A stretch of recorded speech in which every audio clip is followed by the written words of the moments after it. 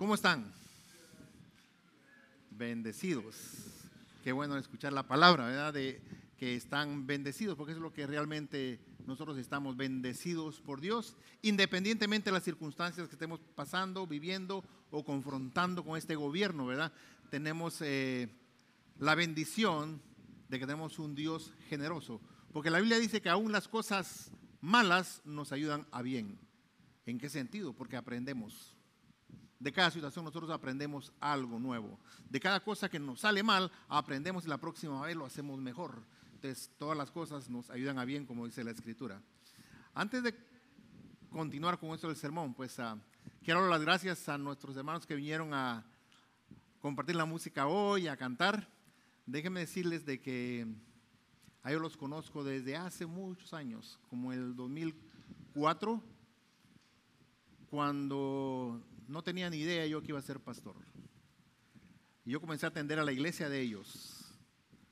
Yo llegué como cualquiera de ustedes a sentarse a escuchar.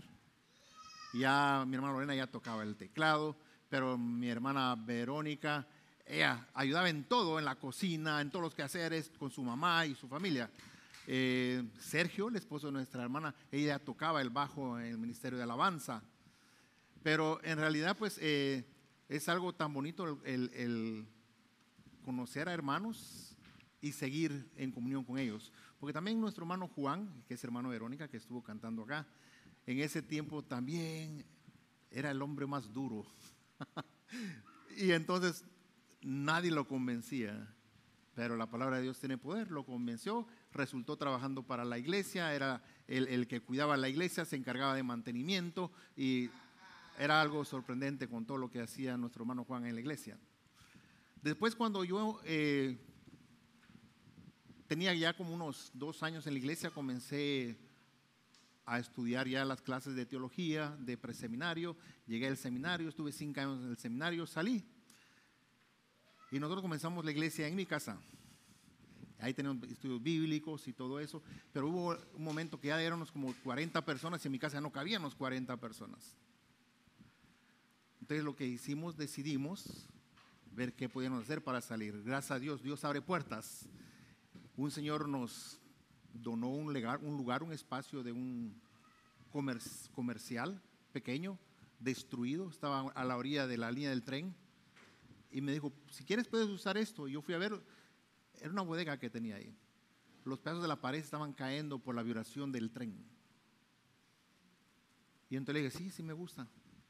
Y entonces me dice, pero vas a tener que remodelarlo y construir todo. Sí, está bien. ¿Tienes dinero? No. Entonces, ¿cómo vas a hacer? Le digo, tengo un Dios, le digo, que es poderoso para hacer todas las cosas posibles. El Señor nos dio el local. Al próximo día llegué otra vez a abrir el local y a orar. Y el Señor me encontró orando. ¿Qué estás haciendo? Orando. Y me dice, ¿cuándo empieza la remodelación? Muy pronto. ¿Tienes el dinero? No. ¿Y cómo vamos a hacer? Le digo, mi Dios, le digo, me va a proveer. Fue tanto lo que estuvimos ahí que al finalmente me dice, no sé, dice quién eres tú en realidad. Era un señor americano, dueño de unas fábricas ahí en el lugar de Plano, Illinois. Se metió la mano en la cartera, sacó su tarjeta de crédito y me dijo, ten, remodela todo y si me pasa los recibos después. A los 2 días nosotros ya teníamos el montón de voluntarios porque no se pagó nada a los que dieron, todos eran voluntarios, hacer la remodelación, botar paredes, construir nuevo, hicimos un baño, hicimos también una pequeña cocina, le metimos alfombra, luces, sonido, cámara y todo. Y toda la gente fue voluntaria. Llegamos después a entregar la tarjeta con todos los recibos y el Señor, bueno, adelante, y ahí empezamos. Y mis hermanos que vinieron hoy empezaron a cantar conmigo ahí en el ministerio de alabanza. Entonces dimos un paso agigantado de la mano de Dios y de ahí pues nos fuimos a otra iglesia que me llamaron a la iglesia de Cross, donde era una iglesia más grande y ellos fueron conmigo también. Entonces ellos fueron parte de la historia de mi inicio como pastor, fue parte de la historia cuando ellos me conocieron a mí, cuando yo no tenía ni idea de que iba a ser pastor y sin embargo pues la amistad nos ha mantenido y a veces pues como decimos, no todo es color de rosa, ¿verdad? Porque a veces nosotros lloramos juntos con ellos, nos alegramos, me llamaban, ¿puedes orar por mí? Iba a la casa del hermano Avero a dar estudios bíblicos y a platicar y nos vamos a contar dificultades. Todos oramos y salimos adelante. Y esa es la historia del grupito conmigo. Cada vez que tenemos alguna dificultad nos juntamos, oramos y flotamos. Pero no porque nos juntemos o porque oramos, es por el poder de Dios. Es porque Dios sabe que tiene unos hijos que le buscan. Amén. Ahora sí, continuamos con la parte del sermón. Se recuerdan que estamos en una serie que se llama Imparables. Esta serie que se llama Imparables la comenzamos hace unas 6 semanas atrás. Y el día de hoy vamos a continuar con esta serie que es basada en el libro de los Hechos. Empezamos con el Hechos número 1 y ahorita vamos a terminar con Hechos 28, que es el último capítulo del libro de los Hechos. Termina ahí en Hechos 28. Pero si recordamos cómo fue que empezó cuando empezamos a esta serie, cuando empezamos con el libro de los Hechos, en el capítulo 1, comenzamos a hablar sobre el día de ¿qué? De Pentecostés, ¿se recuerdan? Cuando dice que el Espíritu Santo cayó en forma de lengua sobre los discípulos y ellos comenzaron a hablar en diferentes idiomas y toda la gente que estaba los escuchó hablar de las maravillas de Dios en su propio lenguaje. Todos entendieron lo que estaba pasando. No eran voces raras, eran idiomas, eran dialectos, eran lo que la gente escuchaba y hablaba. Y dice que ahí estaban llenos de pardos, merdos, mesopotamios. Había de todas las razas y cada uno los escuchó hablar de las maravillas de Dios en su propia lengua. Después de eso que saltamos, después del día de Pentecostés, ¿cómo fue que da el gran inicio, el comienzo a la iglesia de Jesucristo? Hablarnos acerca de que cómo fue lo que pasó cuando Jesucristo fue crucificado, cómo los discípulos corrieron a esconderse porque tenían temor que los mataran también con ellos. Pero después de ese día, del día de Pentecostés, algo sorprendente pasó sobre ellos.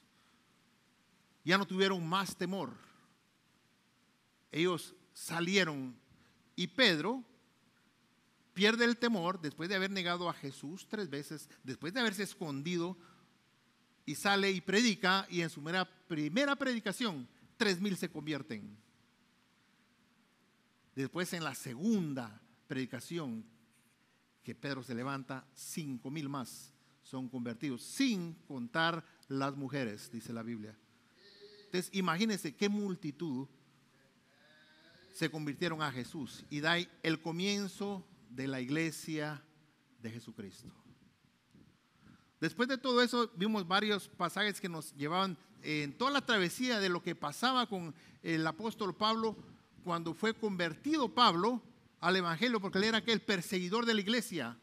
Él era el líder de todo el batallón romano, donde a ellos les pagaban para que fueran a cazar a los cristianos, para que los fueran y los mataran.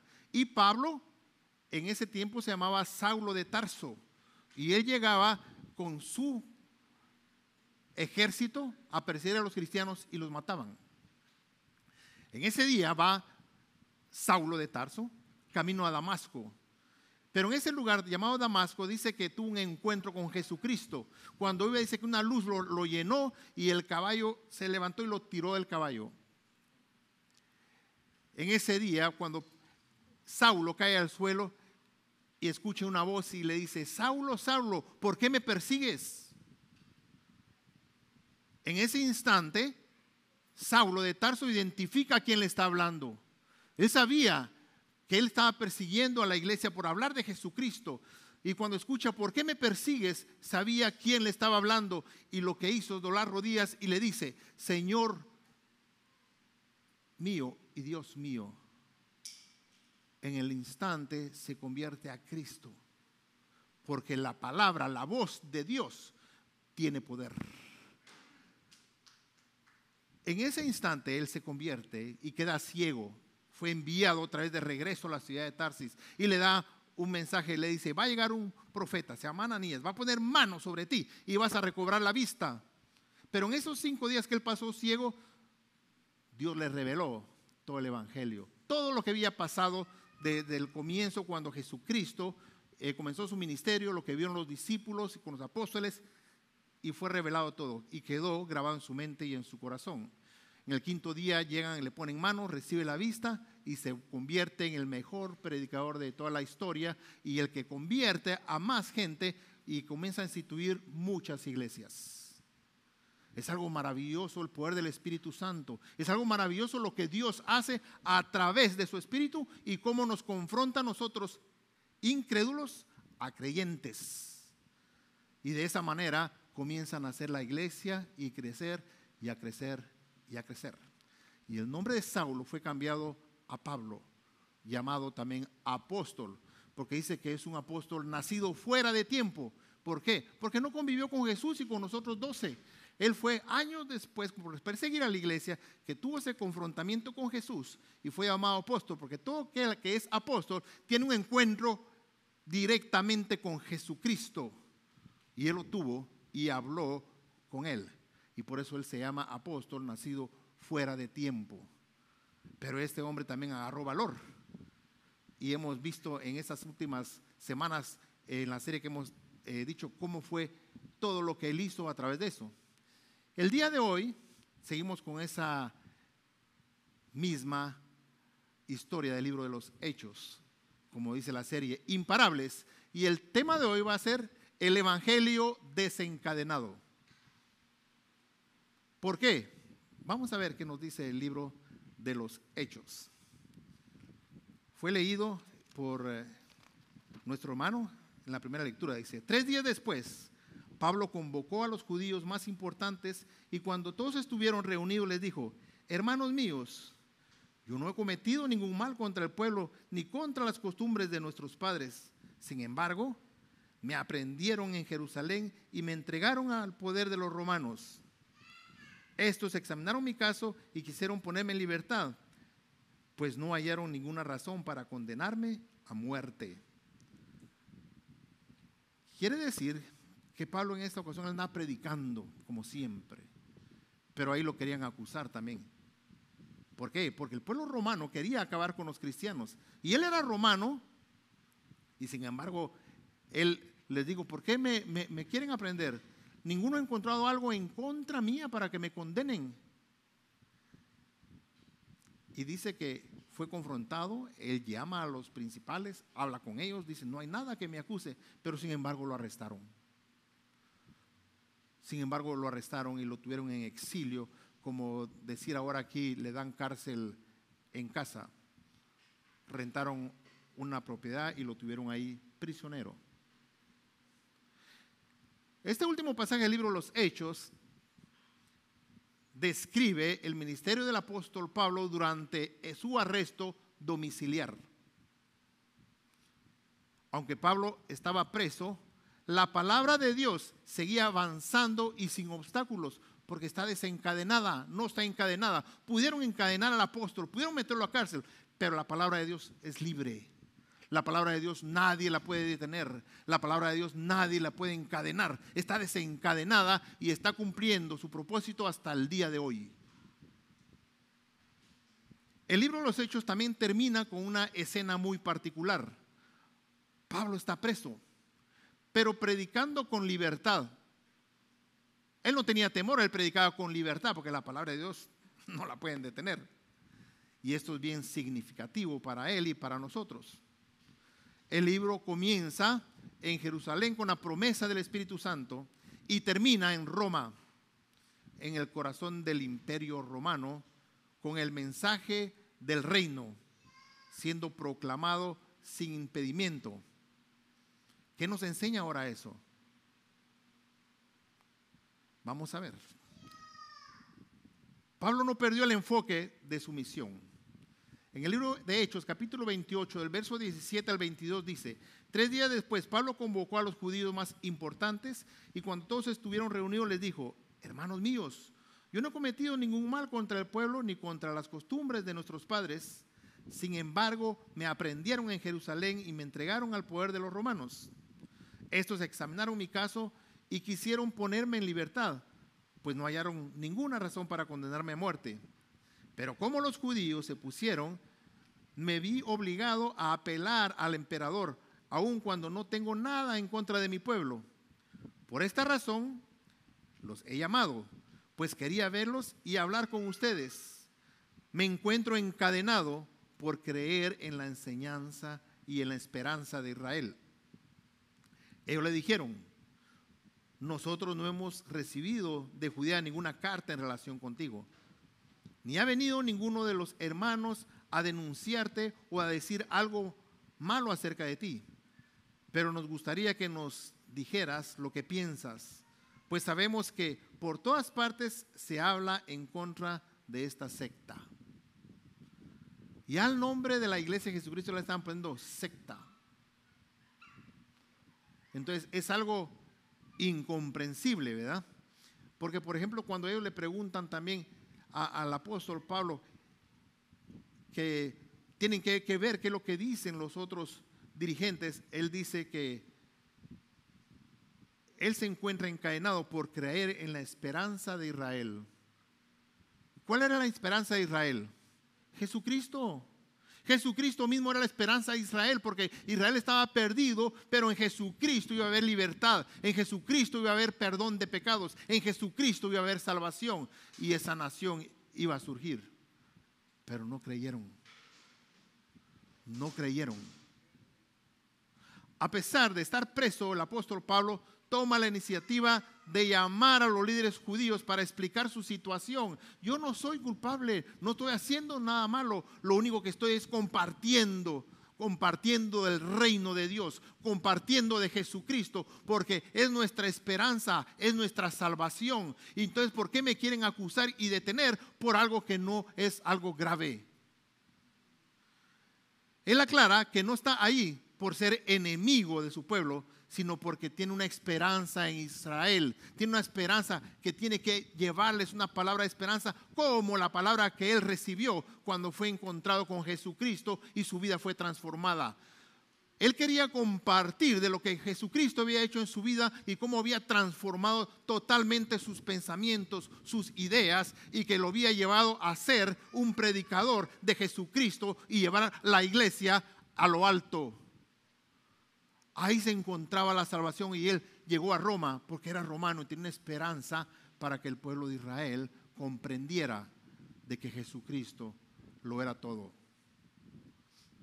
Las circunstancias adversas no detuvieron a Pablo. Nosotros también debemos mantener el enfoque en nuestra misión. ¿Cuál es nuestra misión? ¿Se recuerdan cuando empezamos la serie? También leímos Mateo 28, donde Jesús dijo: toda autoridad me ha sido dada en el cielo y en la tierra. Por lo tanto, vayan a todas las naciones y hagan discípulos y los bautizan en el nombre del Padre, del Hijo y del Espíritu Santo y enséñenles lo que yo les he enseñado. Esa misión es para todos nosotros. Vayamos a ser discípulos a todas las naciones, bautizándolos en nombre del Padre, Hijo y Espíritu Santo, y después enseñarles todo lo que Jesucristo nos ha enseñado. Esa es nuestra misión y el enfoque no podemos perderlo. Necesitamos continuar haciendo lo que Pablo inició, lo que Jesucristo comenzó y que nos da la oportunidad de ser sus trabajadores, trabajar para Él, llevando el mensaje de salvación a todo el mundo. ¿Cómo usamos nuestros momentos difíciles nosotros? ¿Nos escondemos? ¿O encontramos lo que encontró el apóstol Pablo? Una plataforma para hablar libremente del Evangelio, aún estando preso. La gente llegaba a buscarlo para escucharlo. Pero hoy en día la gente se esconde. No tratan de buscar esa plataforma que encontró Pablo para comenzar a llevar las buenas nuevas del Evangelio. ¿Qué estamos pasando hoy en día? Un gobierno opresor que nos quiere regresar a nuestros países. Y tenemos miedo y nos quedamos escondidos que no queremos hablar de Jesucristo ni salir a conversar con otro. Deberíamos de usar esa plataforma de que podemos tener el valor como Pablo, aún en la circunstancia de comenzar a hablar del mensaje de salvación, de decirle a la gente que en Jesucristo tenemos esperanza, que Jesucristo puede cambiar los gobiernos, que Jesucristo puede traer nuevas leyes y que nuestro futuro va a estar mejor que nunca. Eso es lo que necesitamos hacer. El evangelio no es solo para nosotros, es para todos, pero no todos lo reciben. Es para todos, pero no todos lo reciben. En el verso 23 al 27 dice: Pablo les señaló un día para reunirse y muchos acudieron al lugar donde se hospedaba. Y desde la mañana hasta la tarde les hablaba del reino de Dios, citando tanto la ley de Moisés como la de los profetas, para convencerlos acerca de Jesús. Algunos concordaban con lo que Pablo decía, pero otros no creían. Y como no se pusieron de acuerdo, al retirarse Pablo les dijo: bien habló el Espíritu Santo a nuestros padres por medio de los profetas. El profeta Isaías dijo: ve a este pueblo y dile, ustedes oirán, pero no entenderán, verán, pero no recibirán, porque sus corazones se han endurecido y sus oídos son incapaces de oír. Han cerrado sus ojos para no ver, ni oír, ni entender bien, para que no se conviertan y yo los sane. Hay gente que cierra sus oídos. Hay gente que cierra sus ojos y no quieren entender, no quieren comprender lo que Jesucristo tiene para nosotros. Y esa gente está cegada y no entienden de que Jesucristo lo que quiere es sanarlos. Sanarlos. ¿Por qué cree que hay tanto conflicto matrimonial? ¿Por qué cree que hay tanto conflicto entre los hijos y los padres? Porque no quieren escuchar, no quieren ver lo que Dios quiere hacer en sus vidas. Cierran sus ojos, sus oídos y quieren caminar bajo la voluntad de ellos y no bajo la voluntad de Dios. Necesitamos escuchar a Dios. Necesitamos poner en acción lo que Él quiere que hagamos. Enseñarle a nuestros niños desde chiquitos que tienen que amar a Dios sobre todas las cosas, para que no pasen lo que nosotros como adultos hemos pasado, porque nosotros hasta ahora de adultos estamos empezando a entender las Escrituras y por eso nos cambió la vida y nos está yendo mejor. Pero ¿qué pasa si le enseñamos a los niños desde ahorita a congregarse todos los domingos, a traerlos a la iglesia, a que aprendan? Esos niños van a crecer con la bendición de Dios y no van a pasar por nuestros problemas que nosotros confrontamos un día. Dios tiene el poder de cambiar todas las cosas. Empecemos a enseñarle a nuestros hijos. Nosotros somos capaces de poderle decir a nuestros hijos: cree en Dios. Cuénteles historias. Cuéntele lo que ha pasado en su vida.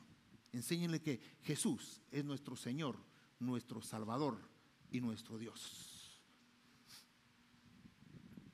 Lo que me llama la atención aquí también es otro. Dice que la gente llegaba y buscaba a Pablo y Pablo les enseñaba desde la mañana hasta la noche. Y mucha gente se aburre por una hora que viene aquí a la iglesia. Pablo les predicaba desde la mañana hasta el anochecer. Y mucha gente viene aquí a la iglesia y ya con una hora anda viendo a qué hora es la hora de salir para irse. ¿Cómo es posible? ¿No tenemos el tiempo de dedicarle una hora a Dios? ¿No tenemos el tiempo de dedicarle un día a la semana, una hora en su casa? Necesitamos abrir tiempo. Necesitamos nosotros buscar de todo corazón al Dios que cambia la historia de nuestras vidas. Algunos creyeron en el mensaje, dice la Escritura, pero otros no.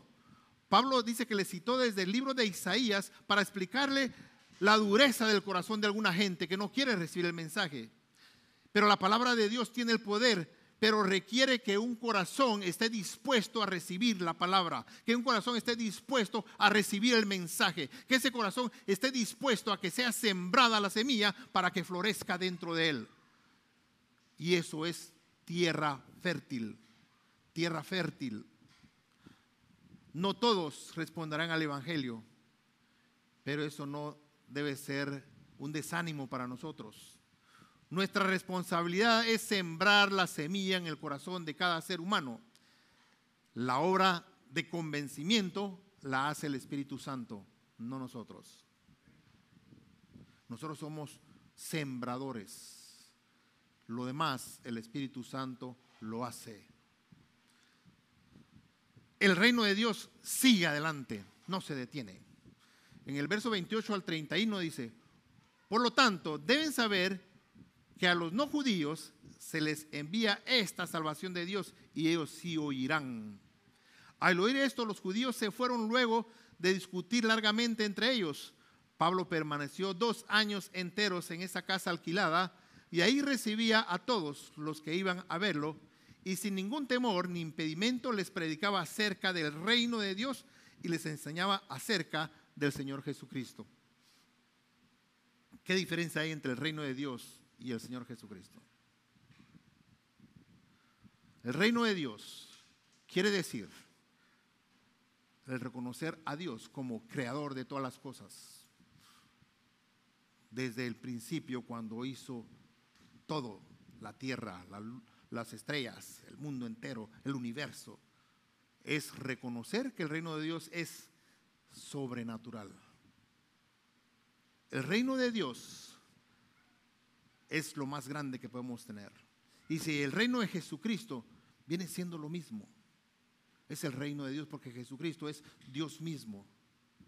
Cuando Juan el Bautista preparaba el camino para introducir a Jesús, él venía y predicaba y decía: arrepiéntanse porque el reino de los cielos se acerca. Y dice que la gente llegaba y se arrepentían y eran bautizados para arrepentimiento en el río Jordán. Podemos ver que esa predicación era de arrepentimiento, no de salvación. Arrepiéntanse porque el reino de los cielos se acerca. Después, cuando Jesús es bautizado, porque Juan les hablaba, le decía: antes que yo hay otro que es más poderoso que yo, pero que es menor que yo, en el cual yo no soy digno ni de siquiera desatar sus sandalias. Dice, Él los bautizará con el Espíritu Santo. Y en eso dice que comienza a caminar Jesús hacia las aguas, hacia Juan, y la gente comienza a abrirse y se le queda viendo a Juan y le dice: he ahí el Cordero de Dios que quita el pecado del mundo. A Él escuchen. Y Jesús fue bautizado. Dice que el cielo se abrió, una gran voz sonó y dijo: este es mi Hijo amado en el cual yo he encontrado complacencia. A Él escuchen. Acto seguido, el Espíritu Santo baja en forma de paloma y mora en Jesús. Lo sorprendente es que cuando Jesús comienza su ministerio, es llevado por el Espíritu al desierto 40 días. Y después sale y su primera predicación, que dice: arrepiéntanse porque el reino de los cielos ha llegado. Ha llegado. Jesús es el reino de Dios. Entonces podemos ver el reino de Dios en el pasado, pero lo podemos ver en el presente. Y también vamos a ver el reino de Dios en el futuro, cuando Él venga por su iglesia. El reino de Dios nadie lo puede medir. Es algo inmenso que no tiene fin. Jesucristo es el reino de Dios. Y por eso Él le dijo: arrepiéntanse porque el reino de los cielos ha llegado. Pablo declara que la salvación ha sido enviada a los gentiles y ellos sí la escucharán. Jesús venía por su pueblo, por el pueblo escogido de Jerusalén, pero ellos no escucharon. Por eso la Biblia dice: a los suyos vino y los suyos no lo reconocieron. Pero vinieron los gentiles, la gente que supuestamente no iba a creer en Él, se les habló el evangelio y fueron los primeros que creyeron. En sus 2 años bajo el arresto domiciliario, Pablo predicó el reino de Dios y les enseñaba acerca de Jesucristo. Esta frase final es poderosa: nada puede detener el avance del reino, nadie. Desde que empezó, continuó con Jesucristo y todavía continúa por una eternidad donde siempre se va a escuchar el nombre de Jesucristo. Dice en la Biblia que no hay un nombre, ni en los cielos, ni en la tierra, ni debajo de la tierra, en el cual encontremos salvación, más que el nombre de Jesús.